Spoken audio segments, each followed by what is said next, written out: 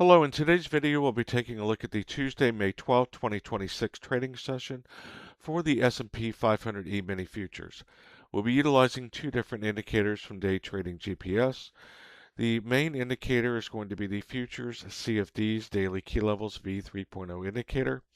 And then our additional indicator for confirming our trade entries is the Day Trading GPS ribbon indicator that has an optional filter for US indexes.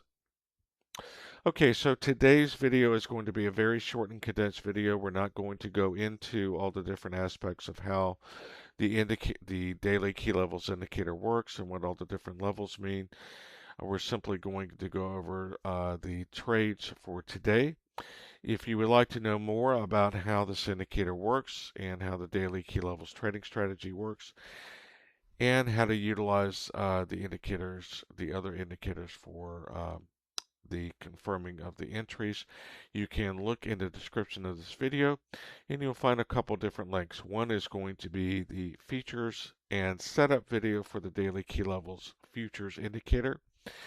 That is a fairly long video. It is broken up into chapters, and you can simply look at the description of the video and simply scroll through and go to the exact chapters for the different features or inputs you would like to see more details on. And then the other links you'll see are to other session videos on both NASDAQ NQ E-mini futures as well as S&P 500 E-mini futures for different sessions in which we go into a lot more detail about the indicator and the trading strategy in general. Okay, so in today's session we have the 9:30 a.m. opening candle BBKPL alert. The BBKPL stands for the bull bear key price level. So that is this level here. And for today's session, it is 74.1125.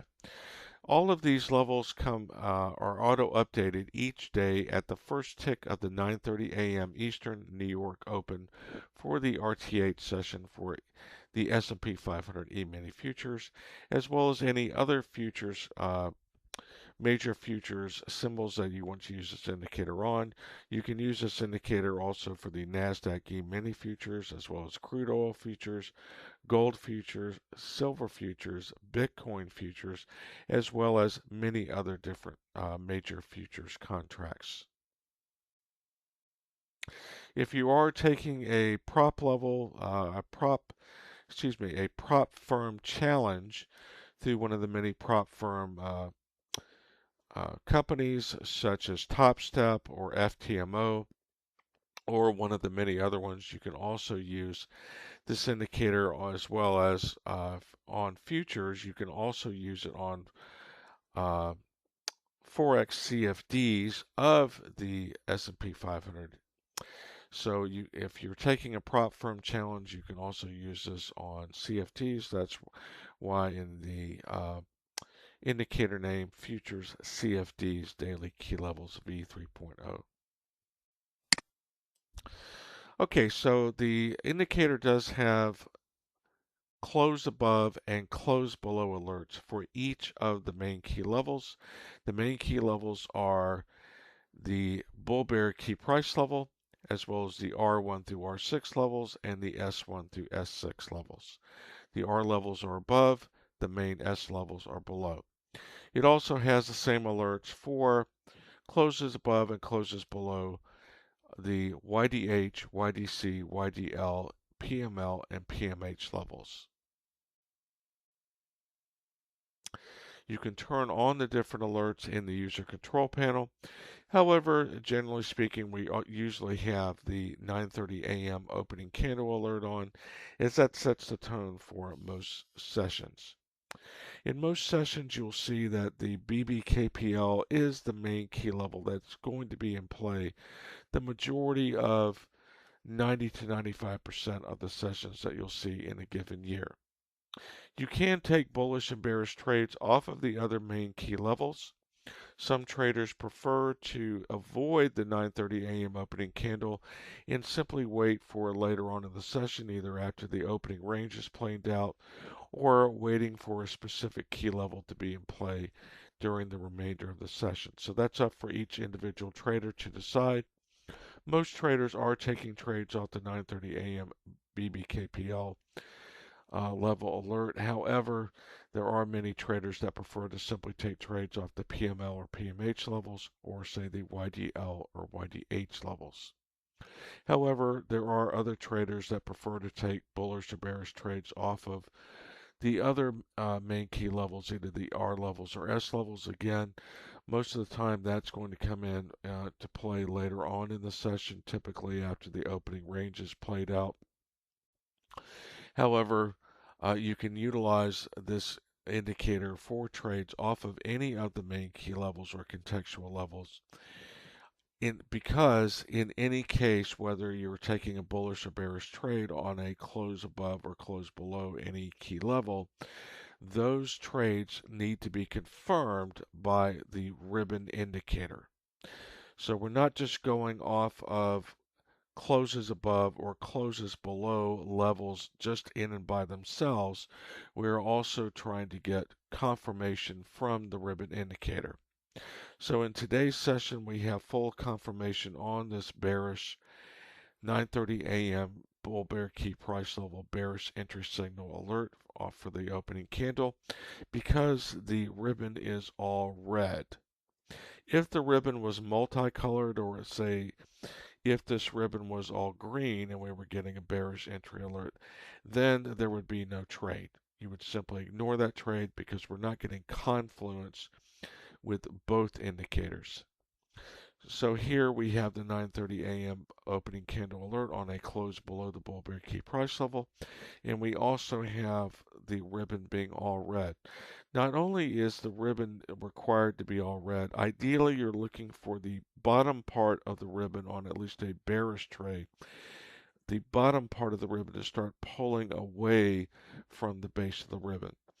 On a bullish entry alert, you'd be looking for the opposite. You'd be looking for confluence with the ribbon indicator, for the ribbon indicator would be all green. And not only, ideally, you want the ribbon indicator not only to be all green, but you would like for the top part of the green ribbon indicator to be starting to pull away from the base as well. So in this case, we have confluence from the ribbon indicator on this 9:30 a.m. opening candle close below the bull bear key price level, as we've laid out here in our summary. Now the short entry is going to be on the close of the candle. So we're on a 2-minute chart.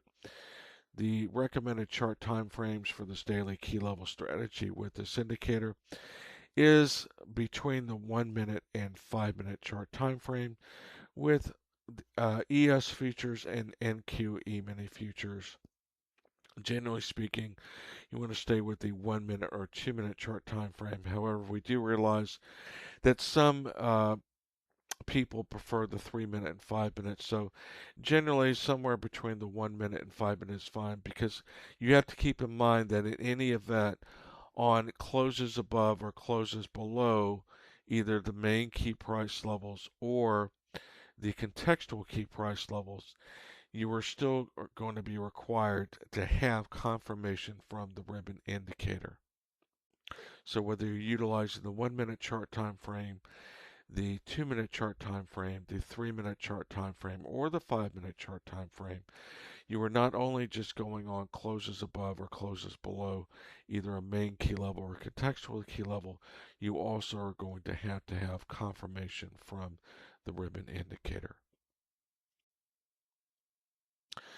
Okay, so on that we have our entry on the bid, since this is a short, at 74.0725 on the close of the 9:30 a.m. Candle. Now, there are two different types of scalp trades that you can do with this indicator, and there are two different types of trades in general.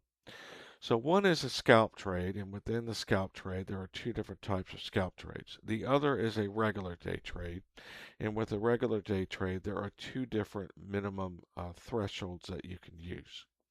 So first off, we'll start off with the scalp trade. Within the scalp trade, there are two different types of scalp trades that you can do. One is a micro scalp, and the other is a regular scalp. A regular scalp trade requires a one level move in your favor for a 100% exit of your trade. How that one level move in your favor is determined is by the level that you're basing the trade on and the exit. So the level that we're basing this trade on is the bull bear key price level. Of course, this is a bearish trade, so we're looking below, and one level below is the S1 level. So that is going to be your exit on a regular scalp trade. But what about the micro scalp? What is the difference between a micro scalp and a regular scalp?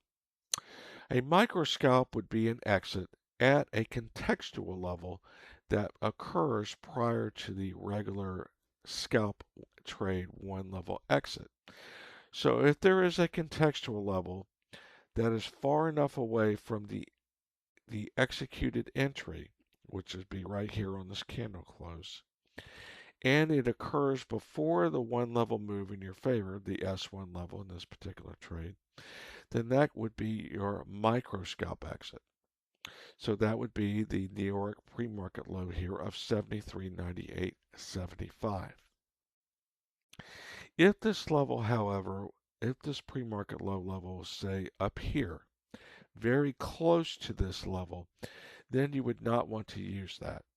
If there happened to be another contextual level that was further away and gave you more of a risk-reward benefit, then you could use a different contextual level as long as it occurred before the S1 level on this particular trade. In this particular trade, there is no other level. There is only this contextual level here of the PML level. Okay, so here on this particular candle here, we have a hit of the PML. And on this micro scalp level of 73.9875, that is an 8.5 point move in your favor. So on ES E-mini futures, it is $50 per point on a regular E-mini contract. Now, if you're trading micros, 10 micros is equivalent to one regular E-mini. So on micros, you're only getting $5 per point, whereas on a regular E-mini, you're getting 50. So it takes 10 micros to equal one regular E-mini at $50 a point.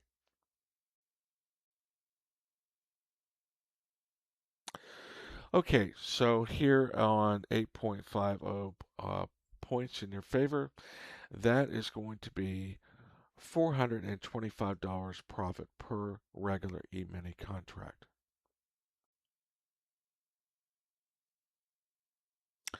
Now later on we have a hit of the S1 level. That is going to be your regular scalp exit, a one level move.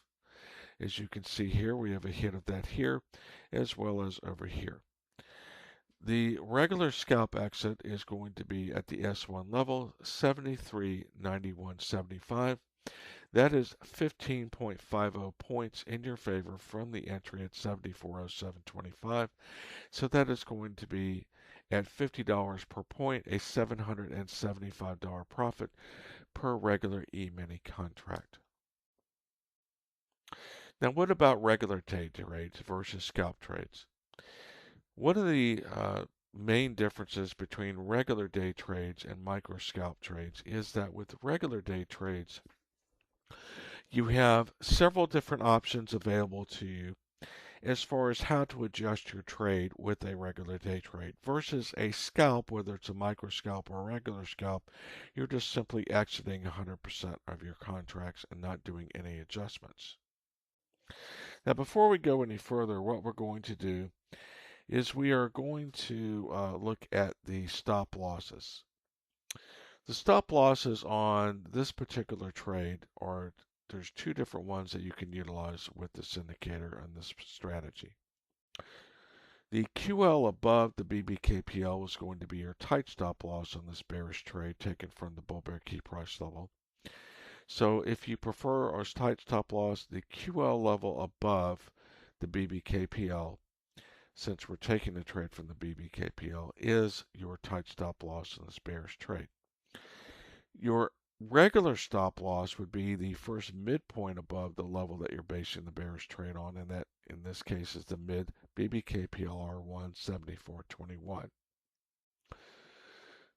So in this example, you can either be using the QL above BBKPL or the mid BBKPL if you prefer to use standard stop loss. Which one just depends on your preference and your risk profile. It's up for each trader to decide for themselves whether they prefer using the tight stop loss and having being the tight stop loss, it is going to be more prone to getting stopped out. However, it is obviously going to provide less risk because you do have less money at risk because it is going to be a tighter stop loss. If this instead was a bullish entry, then it would be the exact opposite. You basically have the bull bear key price level here. If this instead was a bullish entry, the tight stop loss would be the QL level below, and your standard stop loss on a bullish entry from this level would be the first midpoint below. It works the same on the other levels. On, say, the R1 level here, if you were taking a bearish trade off of that level, you simply turn on the QL above R1, and that would be your tight stop loss, or you would use the midpoint above for your standard stop loss. Let's say on a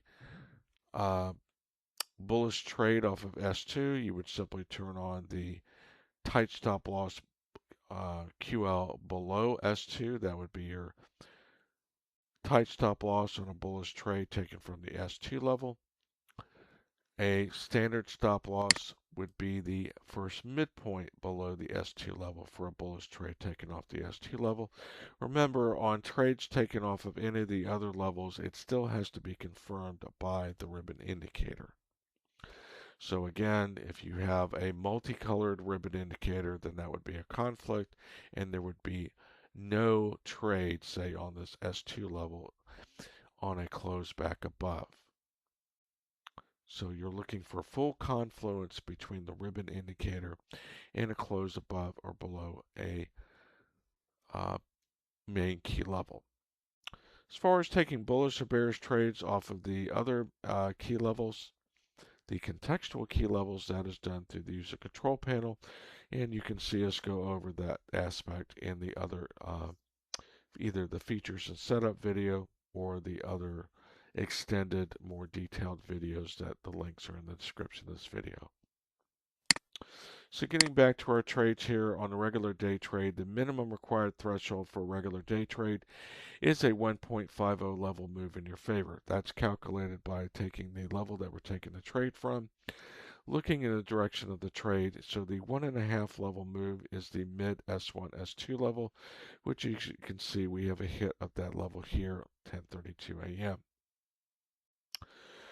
This mid S1, S2 level today is 73.82. And so that is a 25.25 move in our favor from the short entry at 74.0725.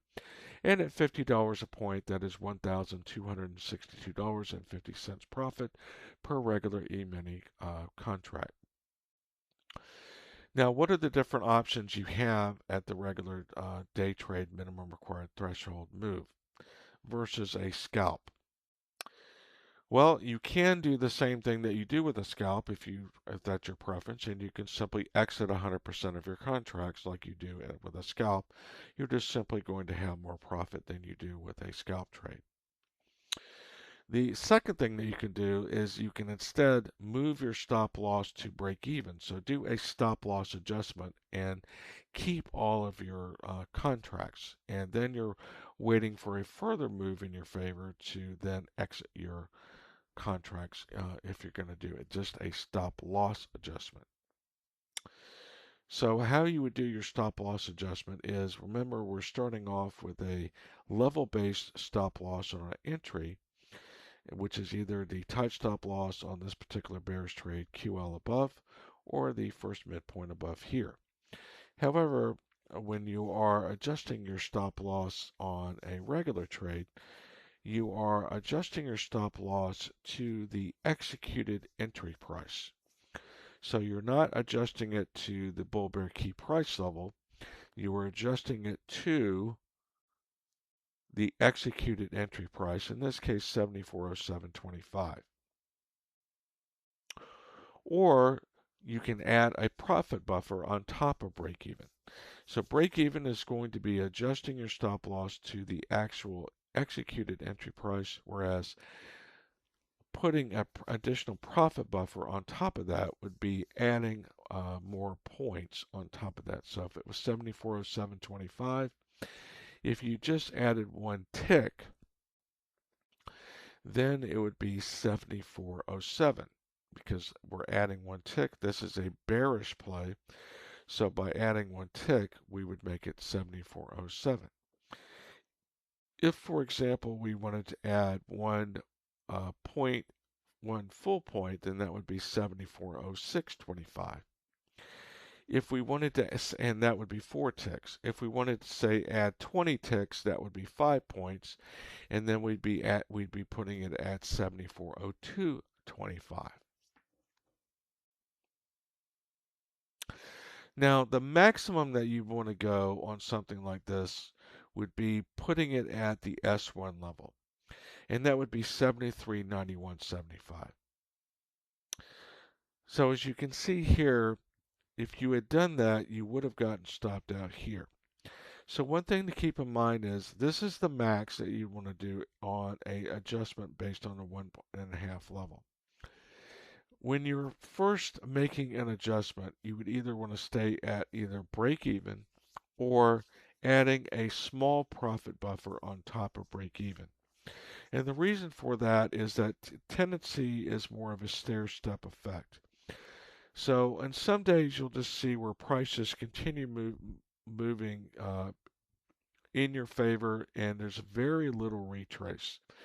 That happens the minority of the time. The majority of the time, you're going to see something more like this, where it moves down, you'll have a retrace back up, it moves back down again, retrace back up, moves back down again, retrace back up, moves back down again, retrace back up, until it finally finds a settlement at a further move, and then it will attempt to either go sideways for the rest of the day or attempt a rally from that final endpoint.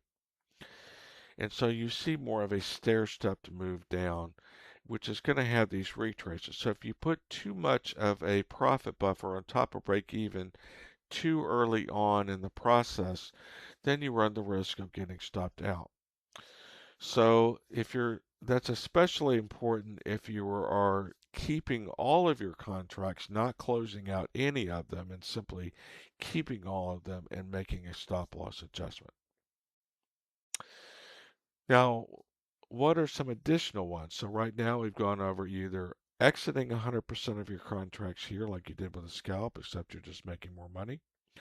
Keeping all of your contracts and adjusting your stop loss to break even the executed price you paid for on the entry, or a minimal profit buffer, and then we discussed the maximal profit buffer being the S1 and the reasons why you would probably want to avoid doing that right off the bat. What is the other alternative?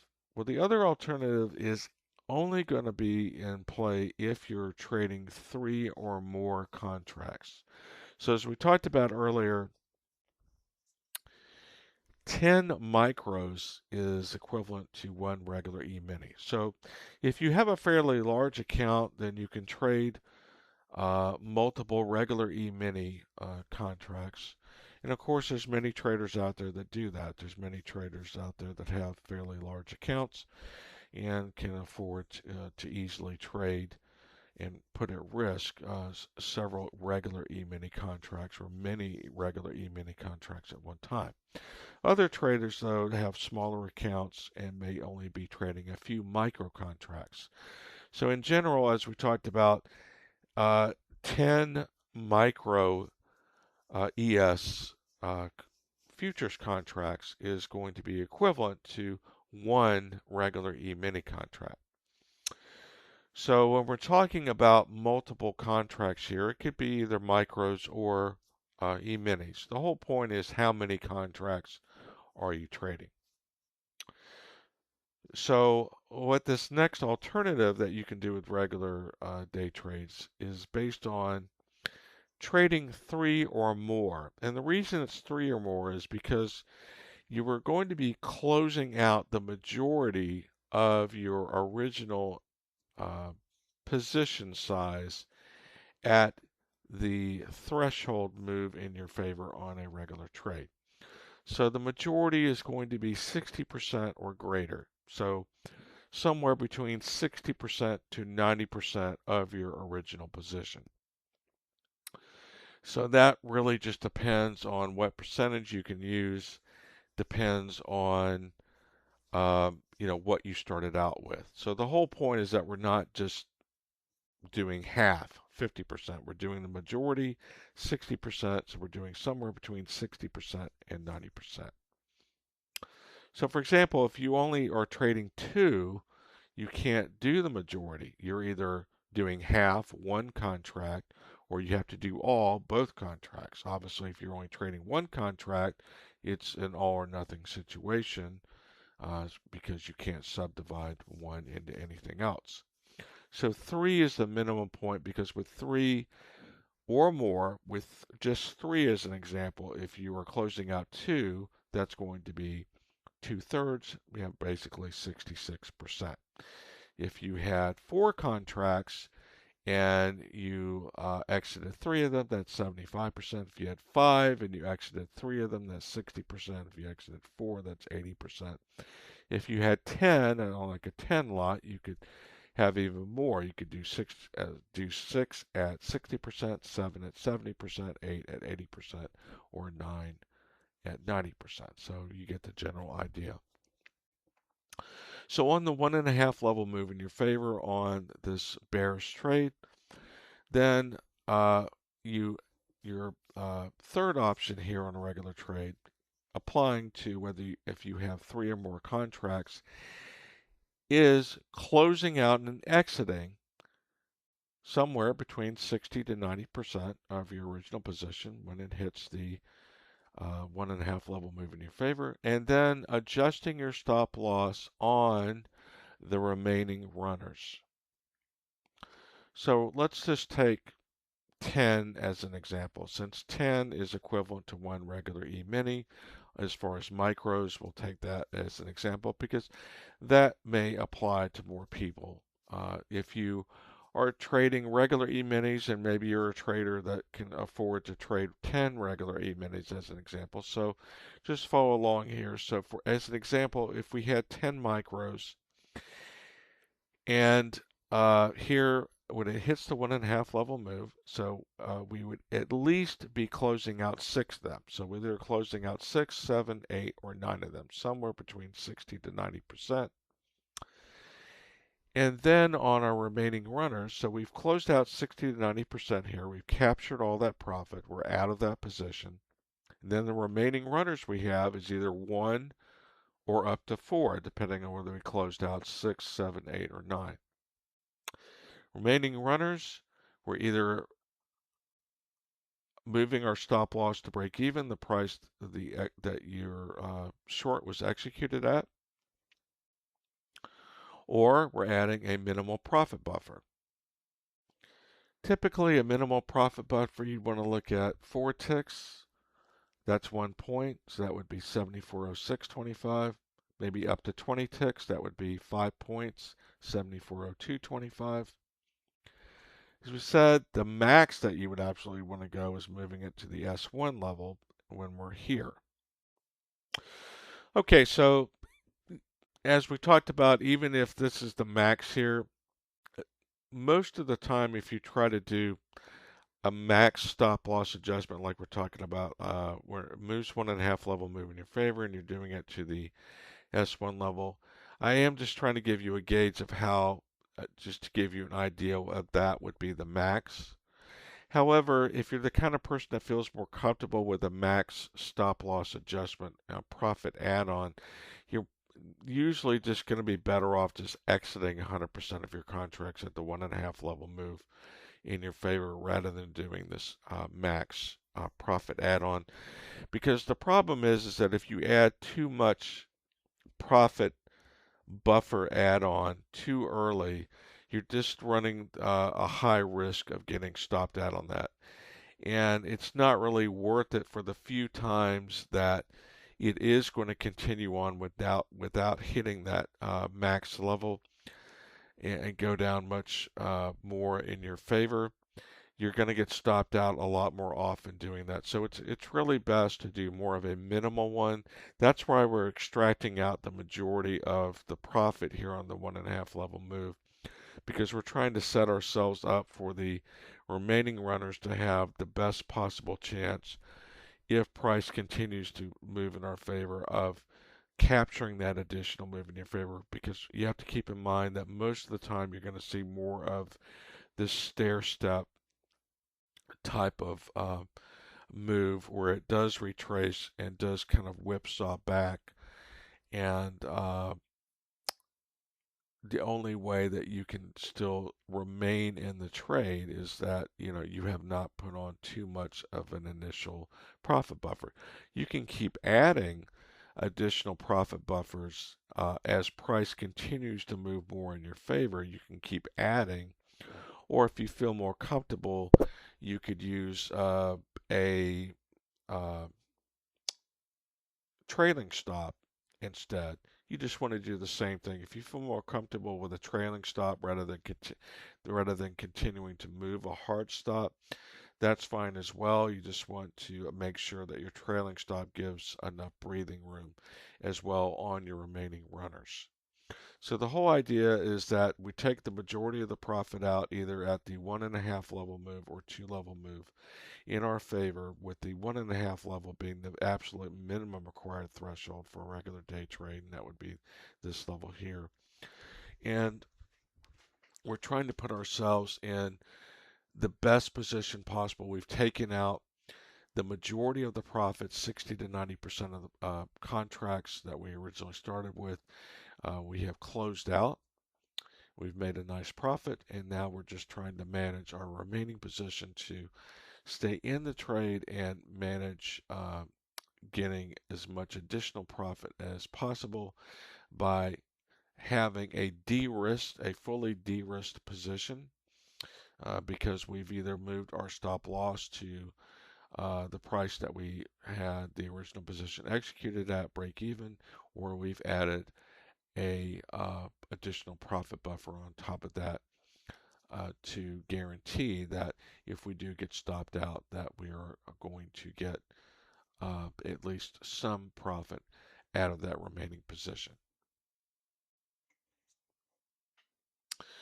Okay, so at this position here, the 73.82 is this mid S1, S2. So from 74.07.25, that is 25.25 points. That's $1,262.50 profit per regular E-mini contract.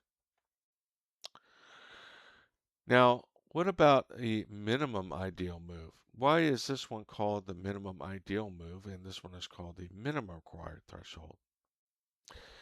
Well, that is because on NQ and ES, and this would be the same, this would also apply to SPX as index, as well as the NASDAQ NDX index, as well as the SPY ETF and the QQQ ETF.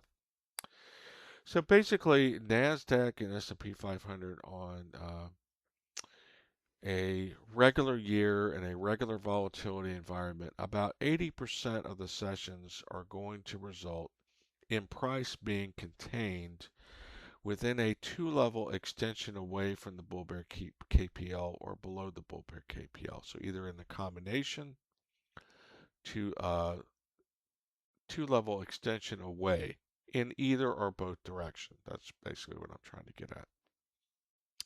In 80% of the sessions. The other 20% of the sessions are either going to be very compressed. So the other 20% are either going to be sessions that are very compressed, that are mainly going to stay within R1 to S1, or in a lot of cases may struggle to even get out of the midpoint to midpoint here. And there will be mean reverting, very low volatility, very highly choppy sessions. Or the other part of that remaining 20% are going to be sessions that go below S3 or above R3 and are very highly volatile sessions. The Approximately 80% of the sessions that you're going to see, however, are going to be contained within R2 down to S2. Now, that doesn't mean that they can't extend a little below S2 or a little above R2. That's not what we mean, that it's going to stop exactly at S2. That generally you're going to see the majority of them are going to basically be contained within a two-level extension above and below. So the 1.5 level move gives you an additional level move in your favor.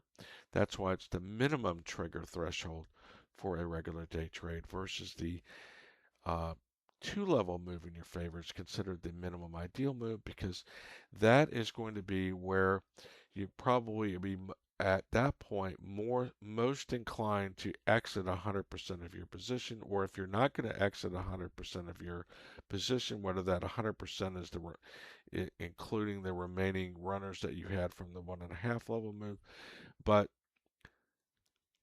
if you're not going to exit 100% of your position, either the remaining runners or if you stayed in the whole thing until this point here at the 2-level move, exiting 100%, then, and you had a remaining runner, and you adjusted here at the 2-level move and had remaining runners, or you had remaining runners left over from the 1.5 level move because you didn't close all the remaining runners out when it hit the 2-level move, then you really want to start tightening up your remaining runner stop losses here once you hit the 2-level move, because you're basically going against the odds. 80% of the time in a normal year, in a normal volatility environment, you're going to basically see the end of the road after a 2-level move in either direction, above or below. Now, that doesn't mean it can't go to the 2.5 level as we talked about. We're not talking about, uh, you know, it's going to just stop dead on that. You're basically talking more of a range. Okay, so that's what we mean by that. And also bringing up range, that also brings up another important point, which is uh, that each of these different levels, you want to think of your exits and or adjustments that you're making of these levels as more of a zone. So what do I mean by that? So as an example, when you get down to one of the exit levels, in this case, that's these levels here, you can either put your sell to close in at the exact level, or you can think of the level as a zone. So what I mean by that is 1 to 4 ticks above or 1 to 4 ticks below. So if you want to be more precise, you can put them in sell to close at the closing out your position at the exact level, price. However, you may feel more comfortable, and you may find that you prefer a more standardized process where maybe you get out a tick or two early or a tick or two late. So that it means, in this case, since this is a bearish trade, a tick or two early would be, say, 73.91, excuse me, 73.92. So one tick above. 73.92, 25 would be 2 ticks above. 73.92.75 would be 4 ticks above. 73.91.50 would be 1 tick below. 73.91.25 would be 2 ticks below. 73.90.75 would be 4 ticks below. So the point I'm just trying to make is you can either use the exact level price in your exit, or you can think of this more of a zone, in a zone where you can have 1 to 4 ticks above or 1 to 4 ticks below. Okay, so here we have the 2-level move here.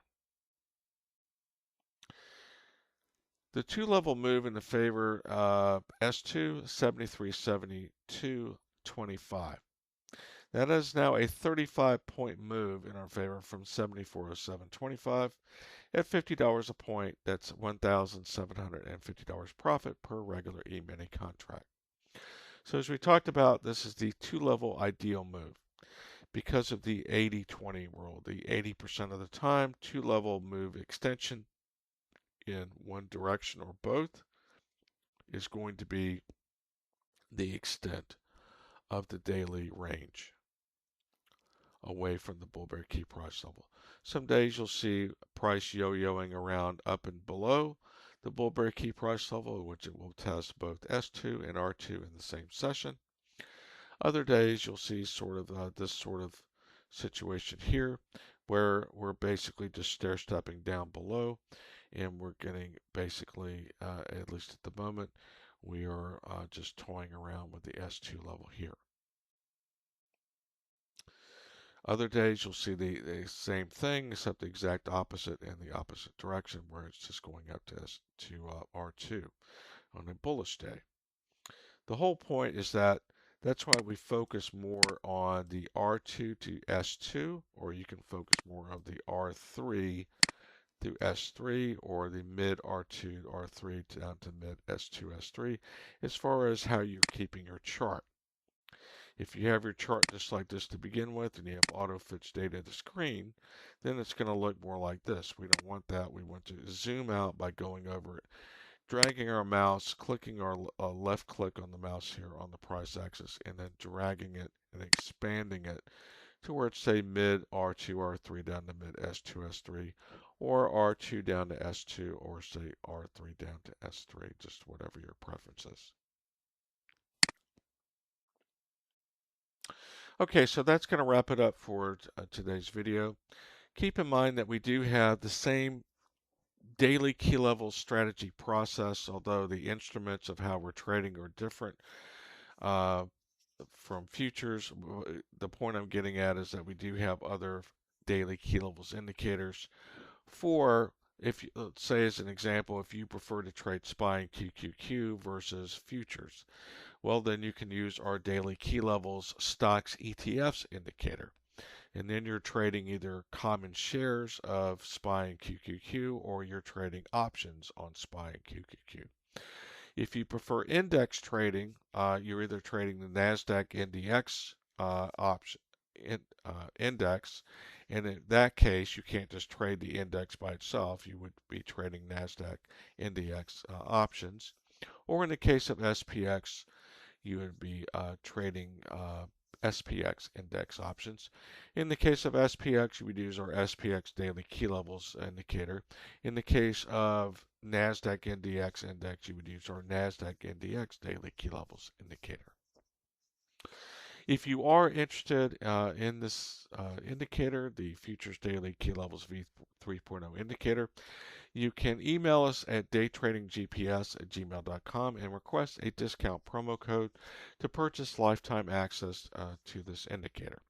If you're also interested in the ribbon indicator, you can also request a discount promo code for our Day Trading GPS ribbon indicator. This ribbon indicator does have some useful advantages over regular ribbon indicators that you'll see on TradingView, one of them being the optional filter for U.S. indexes. Okay, so if you did like this video, we would appreciate it if you could hit the like button, as that helps us with the YouTube algorithm, so we'd very much appreciate that.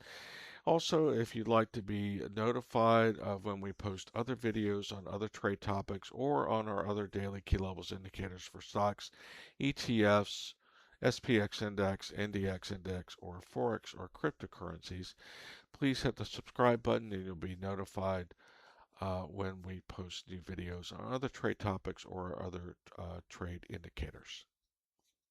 For those of you who may be wondering how the indicators are working for other people who have purchased them, we would like to close out the video now by showing you user feedback and reviews that we've received from traders who have purchased our daily key levels indicators and use them on a daily basis. Thank you again for taking your time for watching this video, and we wish you Much prosperity in all your future trading. Okay, so for those of you who might be wondering, well, how is this working for people that have purchased the daily key levels indicators? You can go to daytradinggps.com and look at the user reviews and feedback. We've just taken some of them here and highlighted parts of them, but we invite you to go to daytradinggps.com and look at the reviews and trader feedback on our various daily key levels indicators, including the SPX daily key levels indicator. Thank you.